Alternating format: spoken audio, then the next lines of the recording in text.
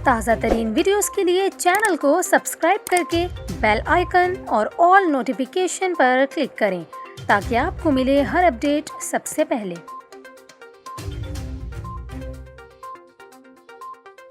और अभी आपको बताएं, गुलशन इकबाल ब्लॉक 13D में वाक़ई रेलवे की ज़मीन पर कायम तिजोरी हाइट्स को गिराने के लिए सुप्रीम कोर्ट कराची रजिस्ट्री ने तहरीरी हुक्मनामा जारी कर दिया। तहरीरी हुक्मनामे के मुताबिक 4 हफ्ते में पूरी इमारत मुनहदिम और मलबा उठाया जाए। इमारत के इन्हदाम और मलबा उठाने की निगरानी कमिश्नर कराची खुद करें।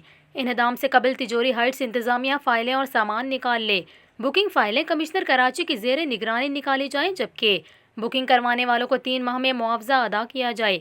हुक्मनामे के मुताबिक अमल दरामद न करने पर तिजोरी हाइट्स इंतज़ामिया के खिलाफ सख्त कार्रवाई होगी। वाज़ेह रहे कि 29 अक्टूबर को सुप्रीम कोर्ट कराची रजिस्ट्री ने तिजोरी हाइट्स को गिराने का हुक्म दिया था।